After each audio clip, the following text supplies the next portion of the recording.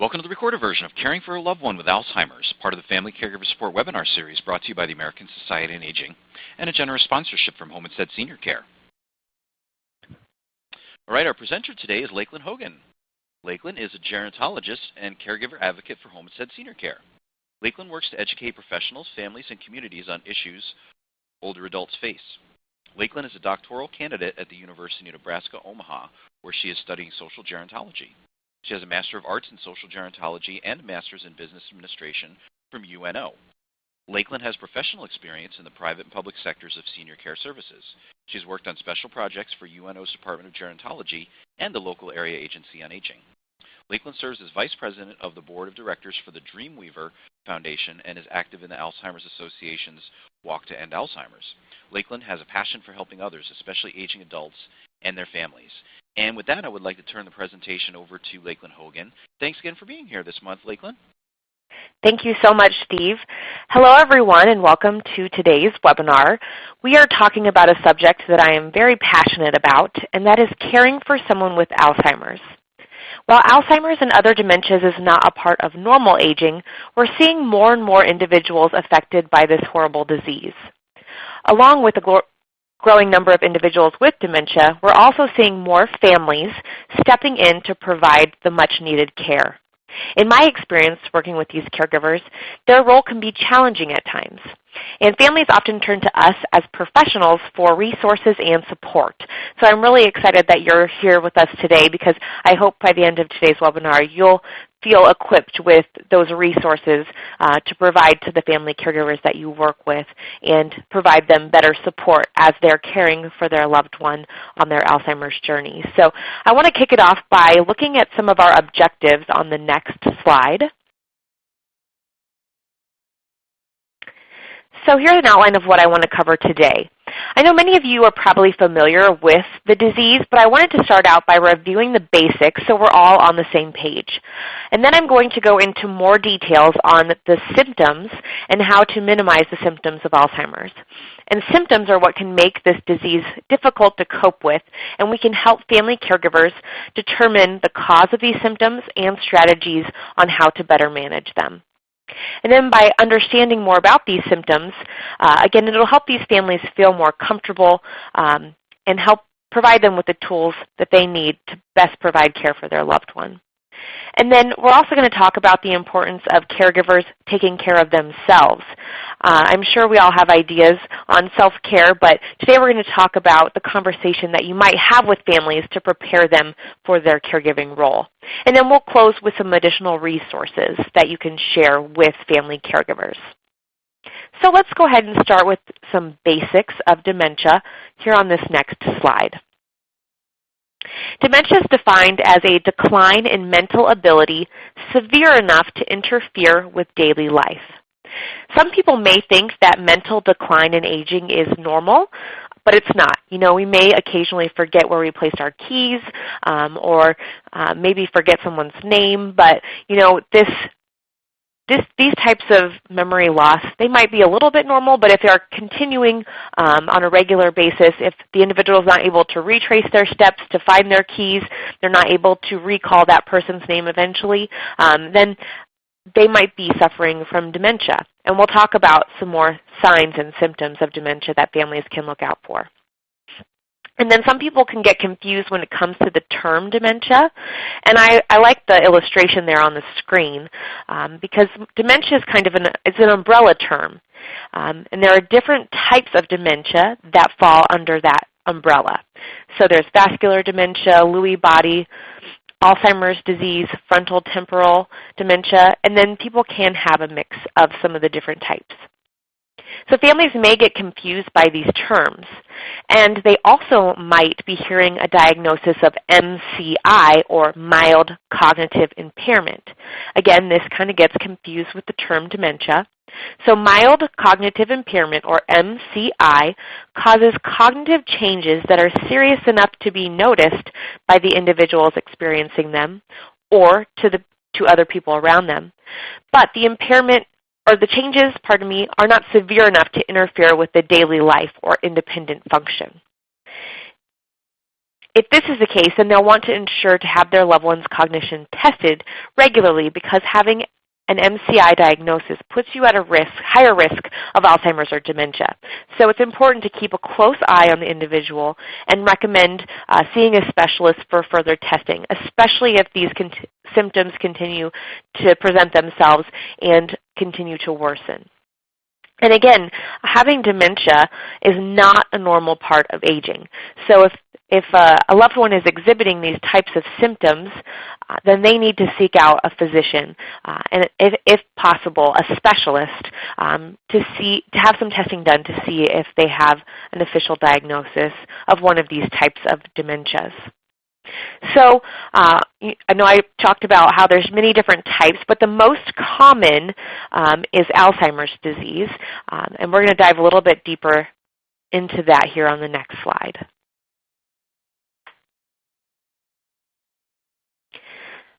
And as I just mentioned, Alzheimer's disease is the most common form of dementia. Anywhere from 60 to 80% of dementia cases have a diagnosis of Alzheimer's disease. And the greatest risk factor is age, but this is not just a disease of old age. Younger onset, or also known as early onset Alzheimer's, affects people younger than 65. And up to 5% of the more than 5 million Americans with Alzheimer's have younger onset.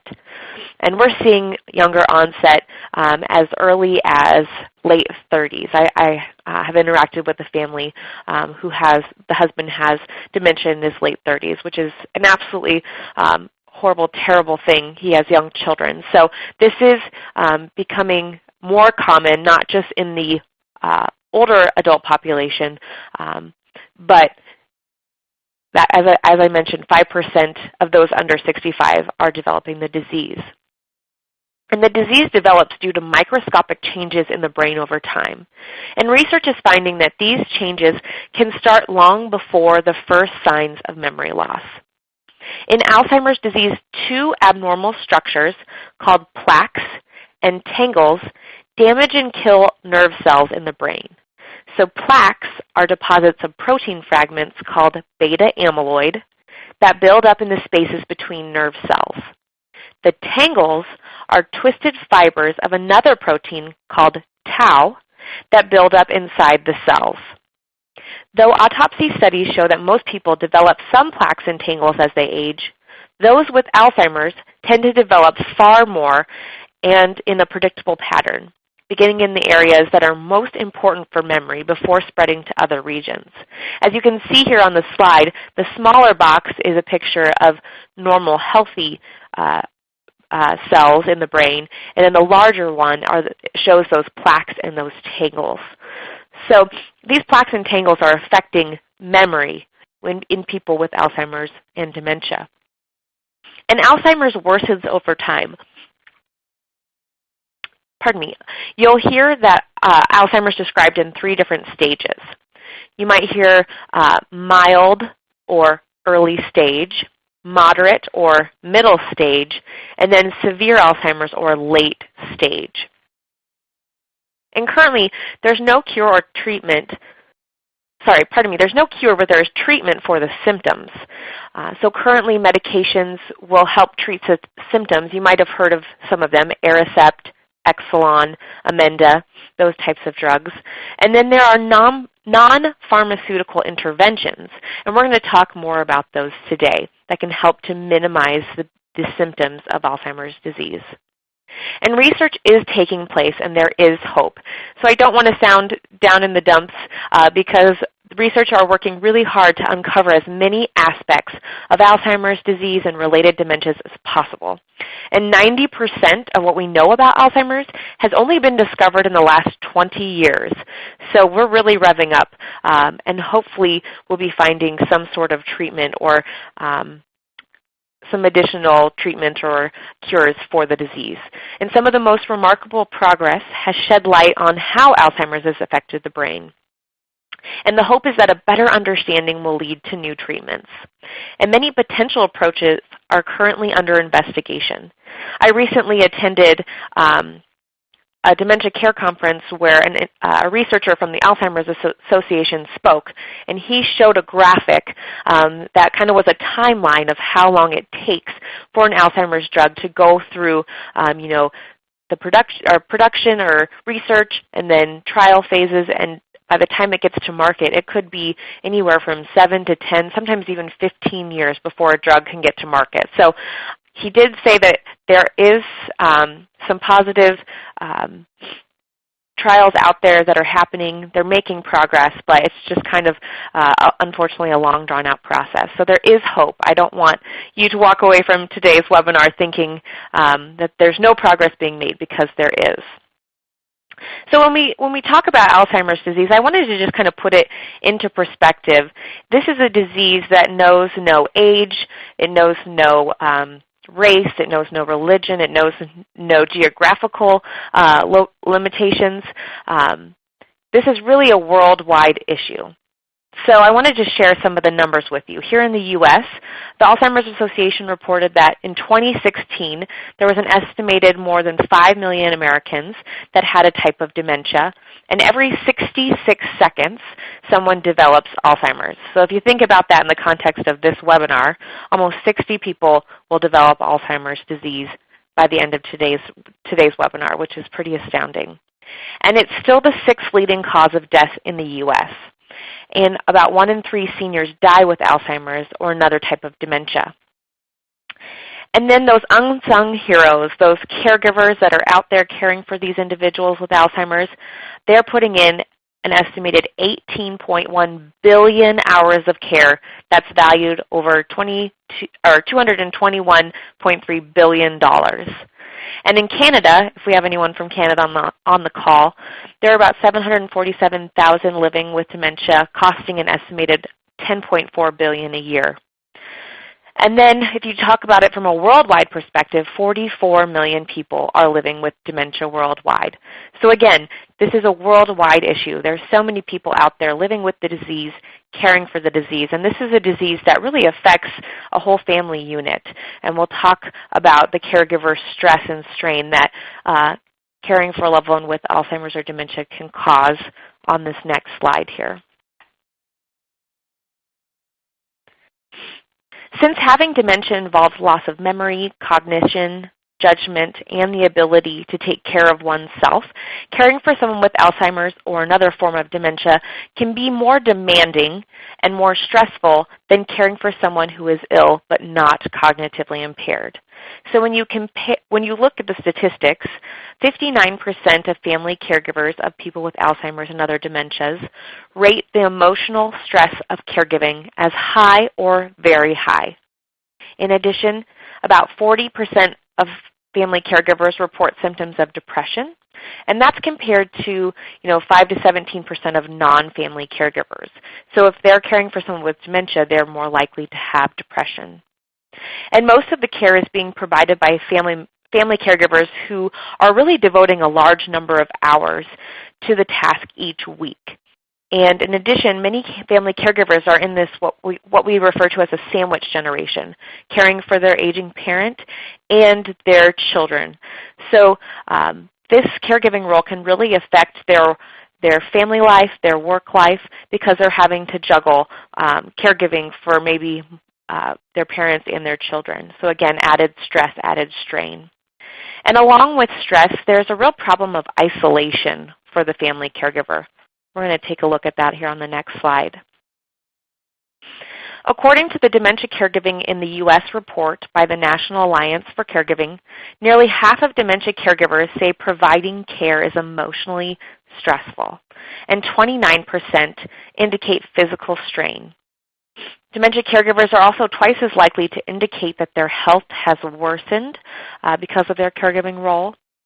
And then Home Instead Inc. did a survey of family caregivers, and we found 74% of caregivers report that they've become isolated.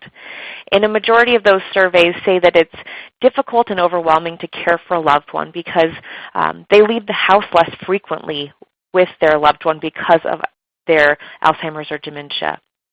They feel a reduced quality of life because they're having to juggle all these caregiving tasks. They stay home because it's easier than to deal with those unpredictable symptoms when they're out in public. So these different reasons can really cause isolation not only of the individual with Alzheimer's disease, but also that family caregiver. So as professionals, it's important for us to provide them with tips and resources, maybe connect them with respite care services, that type of thing, so we can help to reduce that sense of isolation for the family caregiver. All right, so we're going to do a quick refresher of the symptoms of Alzheimer's disease on the next slide. As professionals, if their loved one has not yet been diagnosed, we can help families decide if this is something that they should be concerned about. So we can help them be aware of these different symptoms. In many cases, these symptoms would indicate that the individual is in the early stages of Alzheimer's. And it's important to note that these symptoms of Alzheimer's usually develop over time.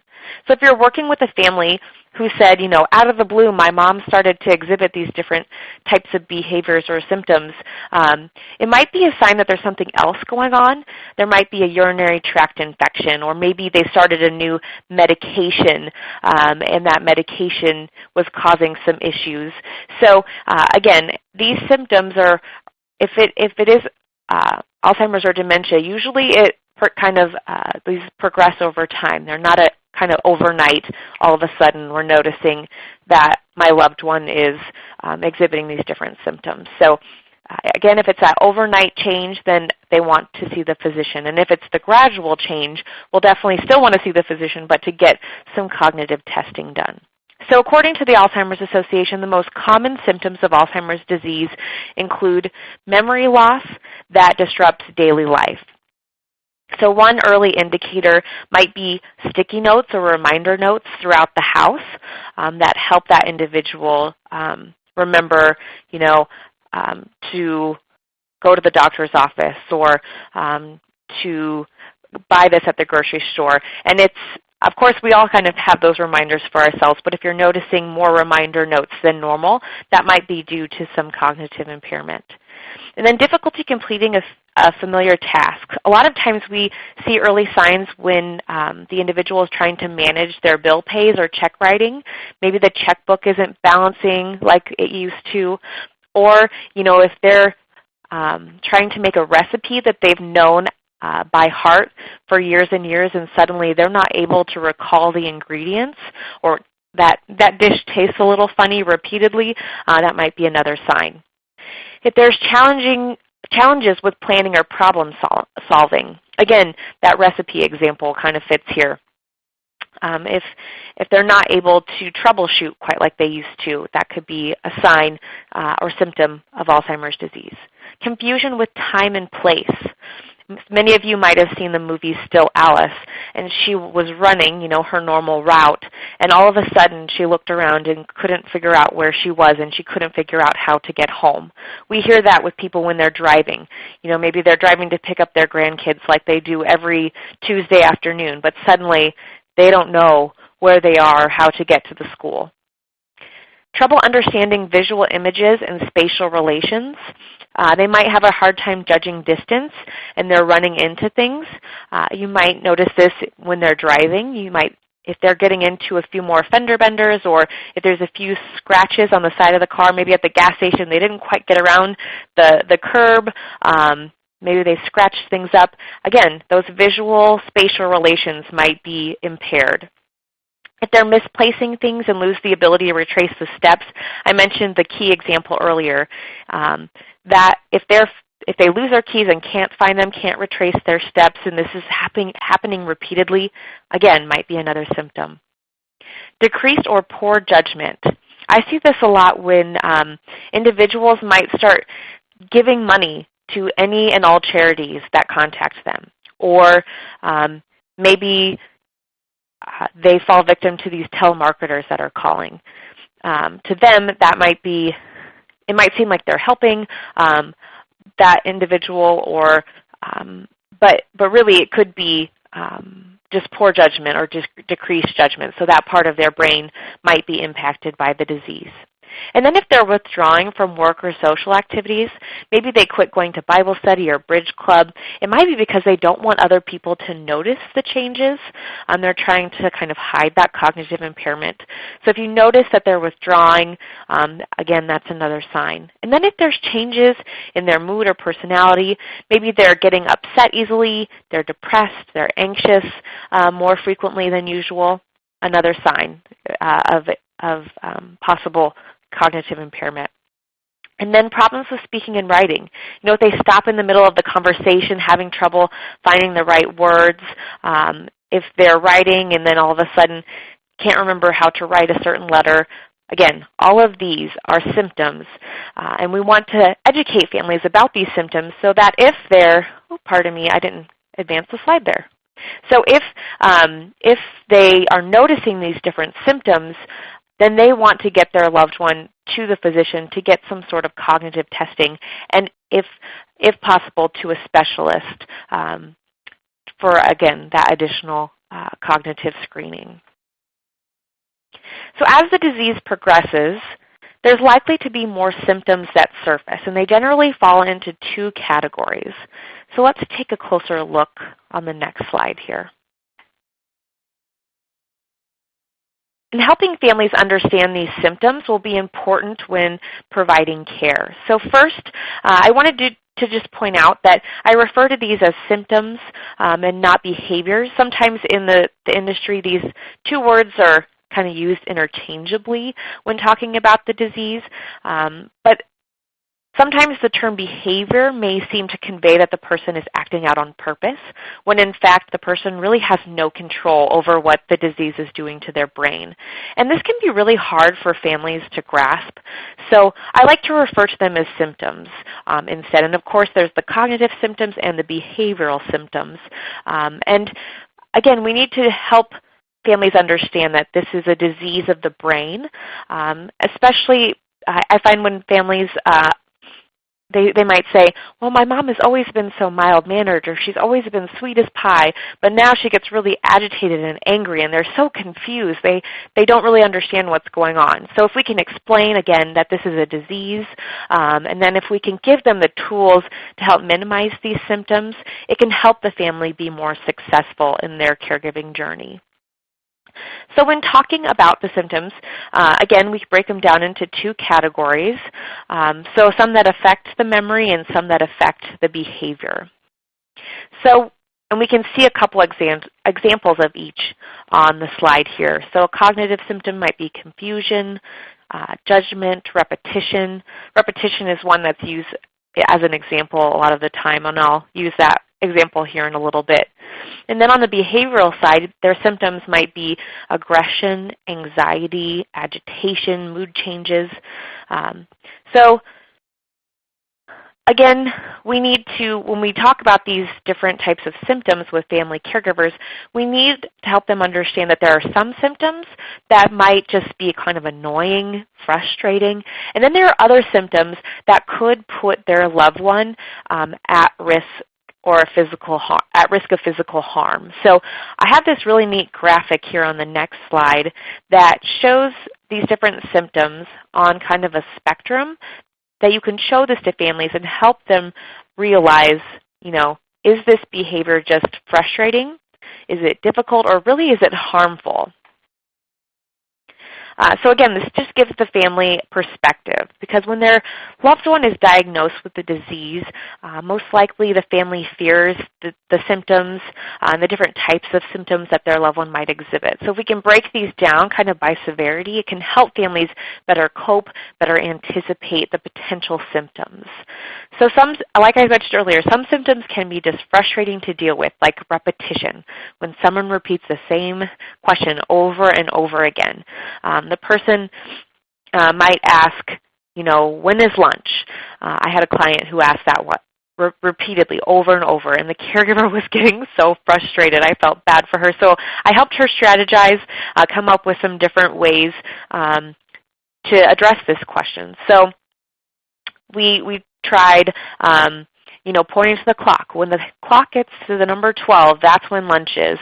Or she'll say, she would say, oh, well, we're going to have lunch after we take a shower, using that kind of as a segue into a different activity. Or, oh, lunch isn't for another hour, but let me get you a snack, just to kind of ease any anxiety that they might be feeling, address that question of repetition. So there's definitely ways to work around it.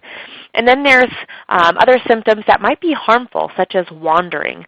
Of course, if the individual wanders outdoors, especially if it's a winter season and there's snow on the ground and they don't have a coat, that could be extremely harmful. So those symptoms certainly need to be managed and prevented if at all possible. So again, this is a nice chart to just show families kind of on a visual on how to address these different symptoms and the severity of them. And I mentioned earlier that these different symptoms can come about, these cognitive symptoms, behavioral symptoms, and it might be because they have an unmet need. They might be trying to tell us something but just can't communicate it because their brain isn't working properly because of the disease. So we need to help caregivers be in tune to those different needs. And when I'm talking with families, I like to break it down into 4 different categories. We're going to look at those here on the next slide. So as I mentioned, language might be difficult for an individual affected by dementia. People with the disease might tell you about their needs or issues by showing you. So they might act a certain way, and that might be because they're trying to communicate a need. So if caregivers are able to tune into these 4 different categories, they might be able to better understand and manage that unmet need for their loved ones. So we break it down into emotional, social, physical, and environmental. And I want to give you some examples just to kind of solidify these different categories. So for instance, if the individual is pacing back and forth, maybe they're in the living room, they're pacing back and forth, maybe they're like holding their stomach, it might be because they need to use the restroom. So, they're trying to express their physical need by wandering back and forth. It might be best to, guide them to the restroom and see if that is where they need to go. Or maybe they're out in public and they won't get up out of their chair, or maybe they're getting really agitated. Perhaps that fits into the environmental category. Maybe there's just too many people around, maybe it's too noisy, maybe it's because they're in a new and different environment. So that would, again, fit into that environmental category. So the next time the family goes out with the individual, maybe they try to go to a restaurant only at the slow times, maybe in between meals, so it's not as crowded, not as busy. Or maybe they try to go shopping in the late morning or early afternoons to avoid, the lunch rush or the after work rush. So again, if we can help these families get in tune with these different categories and these different unmet needs, we can help them be more successful. And I want to just offer up one more example. Maybe they're asking to go home. I hear that question all the time. I want to go home. I want to go home. And it might be because they have this might fall into that emotional category. Maybe they're feeling unsafe, afraid, and they feel like home is a comforting place for them. And sometimes the way Alzheimer's affects the brain, they might feel like they aren't their 85-year-old self.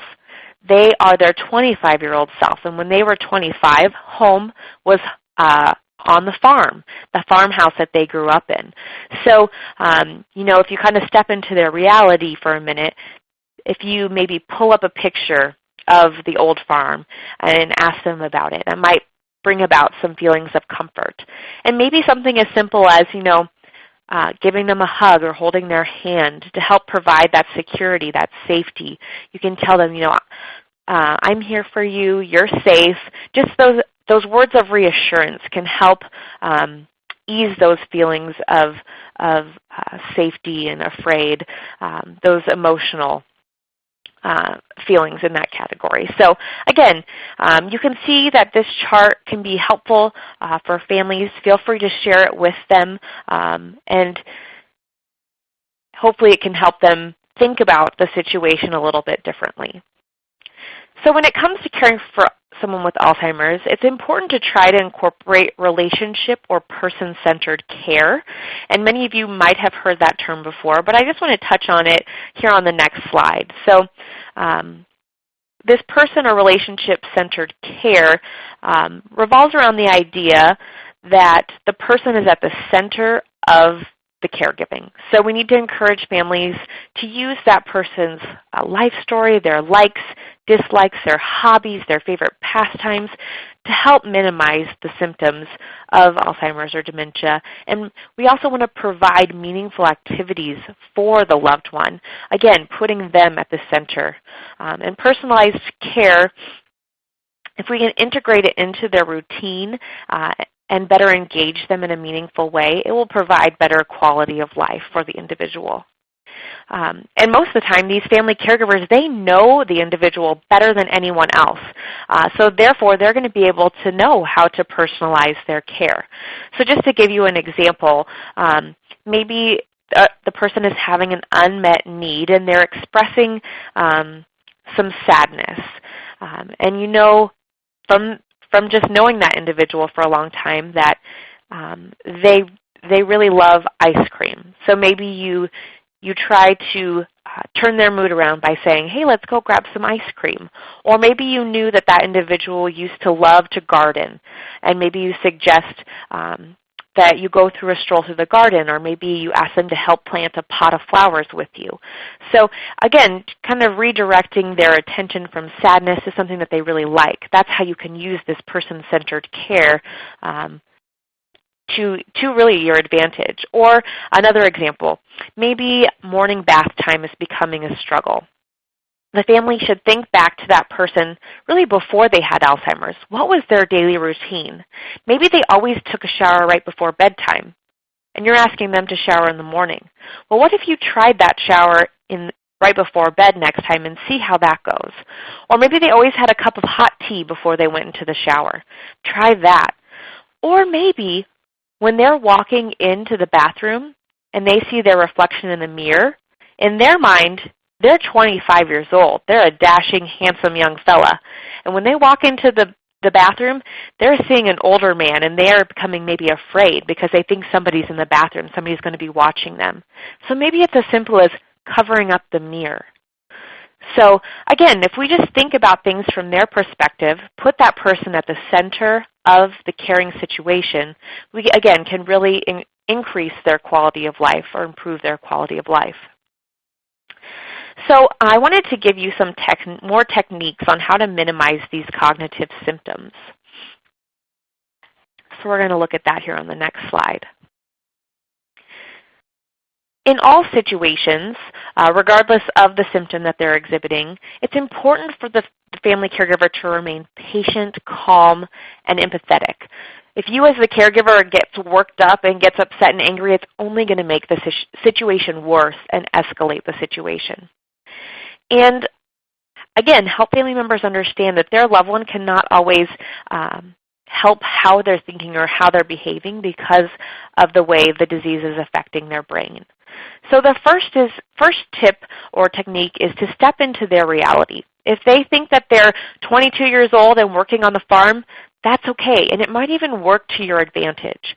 So don't try to correct them and say, you're not 22 anymore, you're 85. Step into their reality, and maybe, again, it works to your advantage. So maybe you tell them, you know, you have to wash up before supper, and that's what helps get them in the shower. So again, step into their reality and try to avoid arguing at all costs because you're never going to win. And then try not to take it personally if your loved one says or does something offensive. Again, it's the brain disease, so sometimes you have to just get past that and let it roll off your shoulder. Of course, it's really important to maintain the individual's dignity and respect and to treat them as an adult. So we want to try to avoid embarrassing them. So for example, if they spilled on themselves or they had an accident, you can take the blame on yourself. You can say, oh, I'm so sorry, I spilled a little mustard on your shirt. Let's get you changed. So again, try to avoid embarrassing them. and set them up for success. So if you can provide simple instructions, maybe model the task, break the task into into step-by-step chunks. So we're going to brush our teeth. All right, let's find the toothbrush. Okay, let's find the toothpaste. Now let's put the toothpaste on. So again, breaking it down in little steps that they're able to comprehend. And then if you just maybe model brushing your teeth, sometimes they just need that visual cue, or maybe even hold their hand and brush the teeth with them a couple times so they can get the motion that can trigger the brain, oh yeah, it's time to brush our teeth now. So these types of activities or modeling activities can really go a long way. And then, again, use that life story to your advantage, those hobbies, those likes, those dislikes.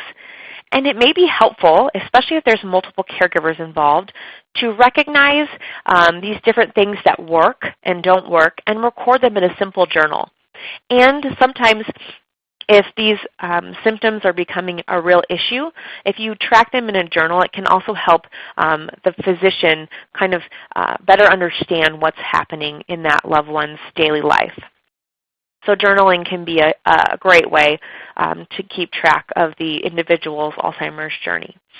So if we look now to those more behavioral symptoms on the next slide,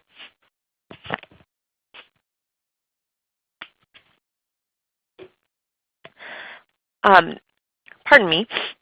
Okay, so these behavioral symptoms sometimes can be uncharacteristic or odd. So they might include a lack of hygiene or personal care, wandering, repetition, withdrawing from social situations, making false accusations.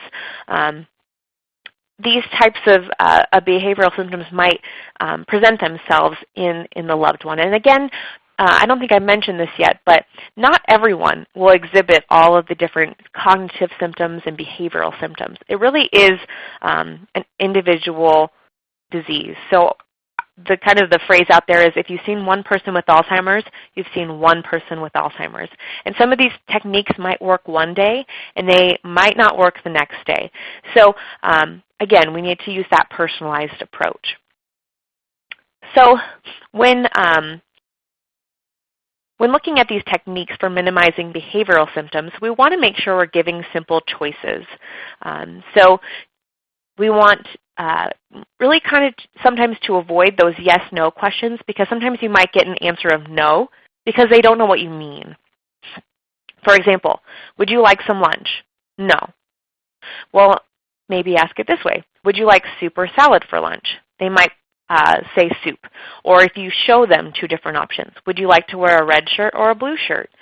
You might get the answer that you're looking for. So, and by giving simple choices, it also helps the individual maintain their sense of independence because they're still able to make choices for themselves.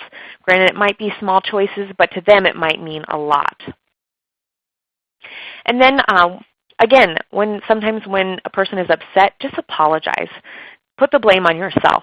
If a person is wandering about, they look like they're looking for something, maybe ask, what are you looking for? If they say, well, I can't find my favorite book that I like, and they're getting upset and they're getting frustrated, say, oh, I'm so sorry. I must have misplaced that. Let's look for it together. And then while you're on this journey to look for the book, you could maybe redirect them to a new activity, and that's the next technique. So maybe you're walking past a hallway of pictures and say, oh, who's this? Or maybe you wander through the kitchen, oh, would you like a snack? And suddenly their attention is off of the book that was making them agitated and onto a new topic or subject.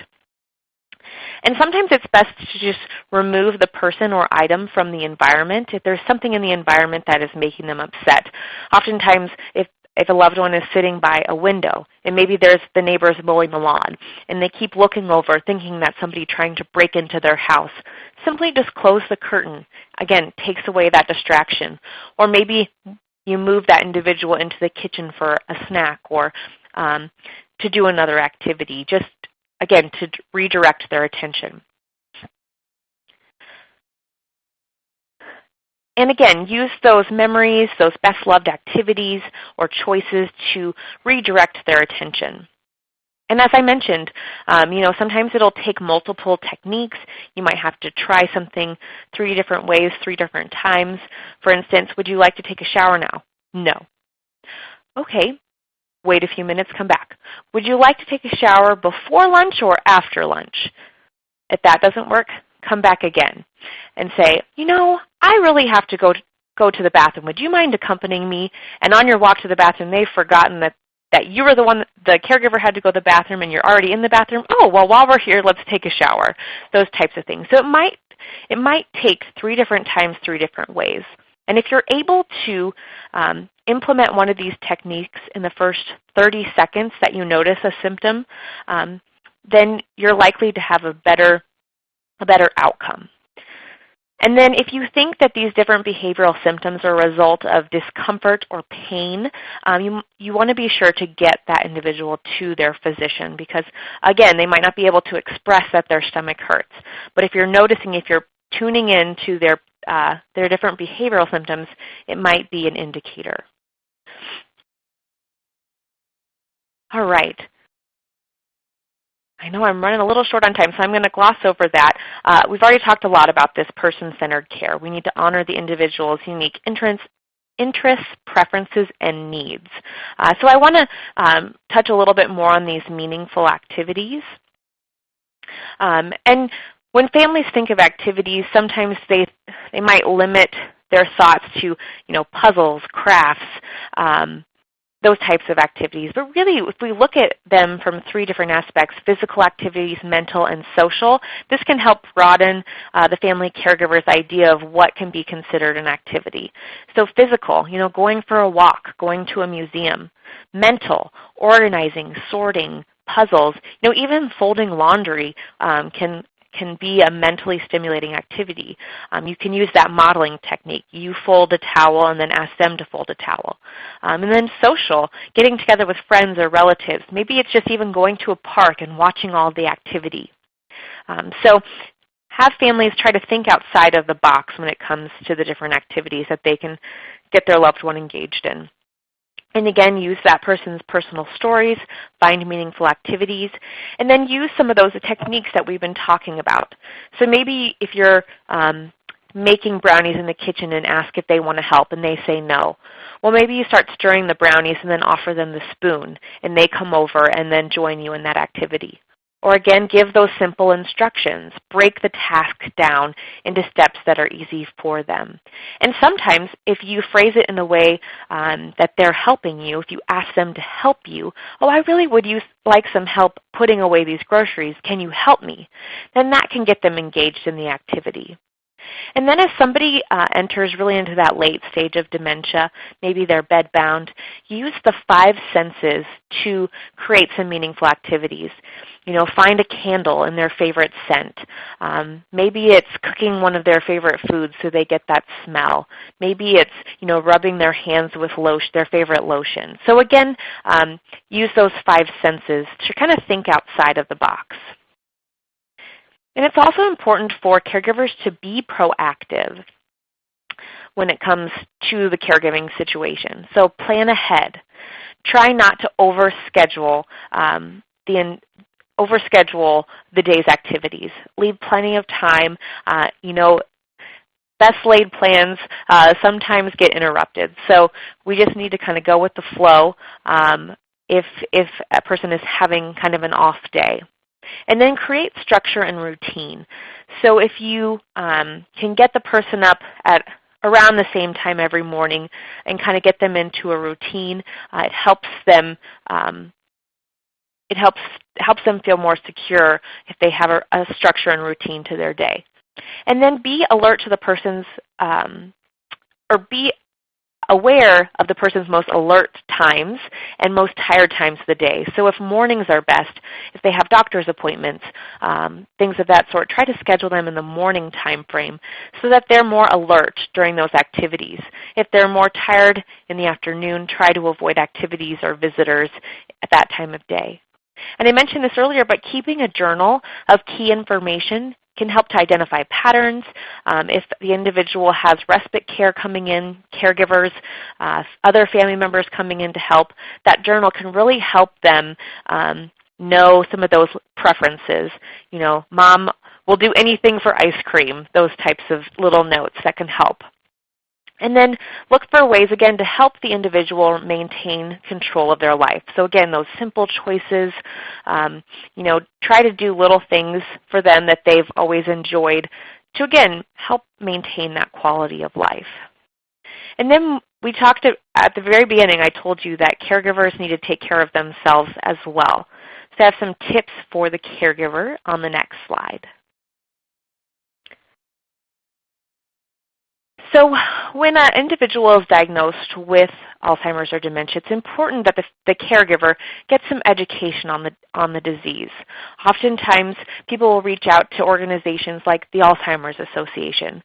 Maybe they'll reach out to the social worker at the hospital to get some more information on the disease itself so that they can anticipate what's to come. They also want to be sure to manage their own emotions. This is an emotional roller coaster. Caregiving is not always easy. There will be happy times, there will be sad times, there will be challenging times. So whether that's seeing a counselor, joining a support group, that can be really helpful. Maybe they use social networks. Maybe it's, again, bringing in respite, asking for help when needed. And maybe it's bringing in a company like Home Instead or another home care company. Maybe it's asking the brother or the son to come over for a couple nights every Wednesday so the caregiver can have a break. And it's okay to be very specific in the asks that you have of people in your life if you're a family caregiver. Maybe you ask your sister to pick up groceries for you. Ask the brother-in-law to mow the grass. Those types of very specific asks help the other people in that person's life feel like they're contributing. Some more tips for the caregiver. Maintain healthy habits. Unfortunately, we see from time to time the caregiver passing away before the care recipient because they've failed to take care of themselves. So we need to make sure that the caregiver gets plenty of rest, nutritious meals, exercise. Most importantly, keep up with their own doctor's appointments and medical visits, and then take time to relax. And maybe that's getting coffee with a friend, spending time with their kids or grandkids, going for a walk, taking a quick little nap. Little things can really go a long way in rejuvenating the caregiver, because if the caregiver's not caring for themselves, how can they best care for their loved one with the disease? So as professionals, we can encourage them to follow through on some of these different tips. And speaking of us as professionals, I have a few more tips for us and how we can help families on our next slide. So one way that we can help is helping families realize that this is an emotional journey and that it's important to deal with the emotions. And we need families to realize that, their role really requires them to change a little bit. If they're the daughter caring for their loved one, their previous role as a daughter is going to have to change a little bit. They're going to have to change to accommodate the individual's, again, needs and preferences. And then we also need to tell them that caring for someone with Alzheimer's disease is doable. I talked earlier about how this disease is really worldwide. It's affecting families all across the globe. And so if we can connect them with other caregivers out there, they can find a sense of support and community. So whether it's referring them to an Alzheimer's Association support group or there's a Help for Alzheimer's Families Facebook page. I'm going to share that at the end, where family caregivers are communicating, sharing tips. They can realize that they're not alone. And then we have to assure them that one size does not fit all when it comes to Alzheimer's disease. So again, I mentioned, different techniques. They might work one day, but maybe not the next. So we need to equip caregivers with different techniques, different tools, different tips, so that when something goes awry, they have something else in their arsenal of tools to work with. And we want to assure them that they're doing the best they can and to do what they can when they can and to ask for help. Some caregivers get to a point where you can physically see that they need a break, but they feel like, no one can care for them like they do, and that, they can just stick it out. But really, we need to tell them, realize when you need to take a break and take that little bit of respite. And then, we as professionals can really empower these caregivers. We can give them the tools and resources. We can tell them about clinical trial opportunities, advocacy opportunities. I talk with so many families who feel like they feel like there's nothing they can do. So, through the Alzheimer's Association, through the different clinical trials that are out there, families can engage in that research that's going to bring hope for maybe the next generation to come, or get involved in advocacy to advocate for more resources for family caregivers, those types of things. So speaking of these resources, I wanted to give you a few resources here on the next slide, a couple slides. The first is a great book. It's called Confidence to Care. You can find it on Amazon. It might also be at Borders, I think, but just if you search for it, there's also confidencetocare.com where you can get more information. It really breaks down all of these different behavioral symptoms and cognitive symptoms that we've been talking about and gives families the tools and resources to help manage them. This book also has an app that has a lot of the same information, but this is free and downloadable to your phone. There's also a 24-hour care line that family members can call. What I love about this app is if, let's say, bathing becomes an issue. On here there's a search function. You can type in the word bathing, and all these different tips and advice come up around that specific topic. So again, a great tool for family caregivers right at their fingertips. Who doesn't have a smartphone these days? So again, that's free to download. Just go to your app store. And then finally, some resources here, helpforalzheimersfamilies.com. There is a free caregiver training on there for family caregivers. It's fantastic. Again, that's a free tool. Families can log on, take these web tutorials. Caregiverstress.com can help families manage their caregiver stress. We talked about, again, it's important for those caregivers to take care of themselves. And then there's the Best Friends Approach. It's a great book by David Troxel if you're interested in reading more about that. And then if you know of a business in your community, or if you're looking to make your own business a little more Alzheimer's friendly, there's a great free training program at alzheimersfriendlybusiness.com. I've mentioned the Alzheimer's Association several times. They're a great organization. They have a 24/7 hotline that people can call for help any time of the day, even on holidays, to get resources, to get information. And then that Remember for Alzheimer's Facebook page that I mentioned earlier, where you can communicate with other caregivers. If you just go to Facebook and type in Remember for Alzheimer's Families, that will pop up. So I know that I've thrown a lot of information at you. I hope you can see the passion that I have, or hear the passion that I have for this topic. And I would love to open it up for any questions that you have now. So go ahead and type them in, and then we'll hope to get to as many of them as we can. All right, fantastic. Thanks very much, Lakeland. Everyone, it is time for the Q&A portion of the webinar, so send in those questions, just like Lakeland just said. The first question here for you, Lakeland. Do you think it is best to answer questions when the person is going through a state of confusion, or do you think it's best to correct the person? For example, if they call you by someone else's name, or they think if it's Monday instead of Tuesday, for example. I would say it's best to just step into their reality. So if it's Monday but they think it's Tuesday, go ahead and go for it. And sometimes it might work for your advantage. If they think it's Sunday and they always took a shower before they went to church and you're having difficulty getting them in the shower, say, oh, it's Sunday. We got to shower up before church. These little white lies aren't going to hurt them, but you also have to recognize where they are in the disease. So if they're in that early stage of dementia, and they might know that this is a little white lie, might not be the best time to do that. But if they're in the more middle to late stage, it's more acceptable, I would say, to tell those little white lies. Because if it's not going to hurt them, if it's going to embarrass them, we want to try to avoid that. Again, it's kind of situational, but I would just let them think that it's Tuesday if they say it's Tuesday. Good question. Right. Next question here, Lakeland. What is the best way of dealing with a senior resident who continues to accuse others of stealing items from them and remains fixated on this, which has not actually happened? That is something that's common.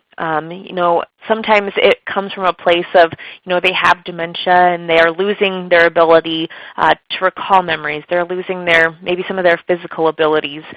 So they might think that somebody has taken something from them. The best advice I can give is to try to redirect them to a different activity, try to apologize and take the blame, say, oh, I must have misplaced that, and then try to redirect them to an activity that they enjoy.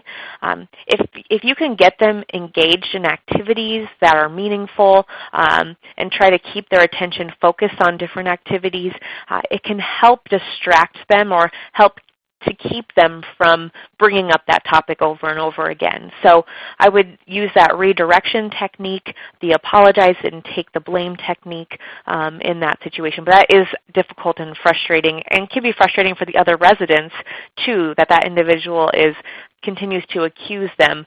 But if they always are accusing somebody of taking something, if he actually has something, that certain something, maybe it's a favorite watch. If you can buy like 3 of the same watches so that every time he asks for it, you can pull one out and say, here it is, or something of that sort, or redirect them, those are some solutions that I can offer up. But again, that's so frustrating. I'm sorry that you're having to deal with that. All right. Next question. How would you console a caregiver that gets verbally abused by their loved one with dementia? It hurts their feelings, but I keep telling him that it's the disease and not her real behavior. It's a tough situation. That is so hard. I think you're doing the right thing by reassuring them that, it's just the disease. In that situation, you might want to help the individual try to identify maybe some patterns in those kind of bursts of verbal assault. I hate to call it that, but those times when they're really agitated and upset, try to identify, is there something in the environment that's triggering it? Is there a certain time of day that it's happening, and if you can help to identify, maybe there's an unmet need there.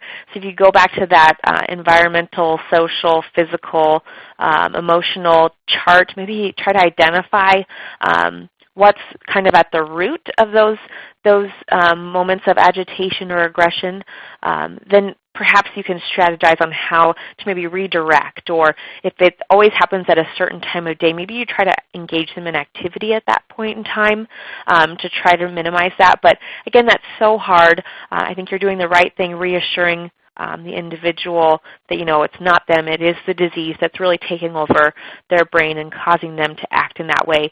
But if you can try to maybe problem solve or strategize a few different techniques and try those, see if they work. And maybe if they work one day and not another day, have them realize that that's normal and continue to reassure them. But thank you for all that you guys do out there. I know this is not easy work, and comforting these family caregivers can also kind of take an emotional toll on us as professionals as well. So we can kind of implement some of those coping strategies in our jobs too. But thank you for that question. All right. Well, Lakeland, we have hit the end of our hour here, and we are just about out of time, but I want to thank you for joining us again this month for another great presentation. Thank you so much. Thank you, Steve. Bye, everyone. Have a great day.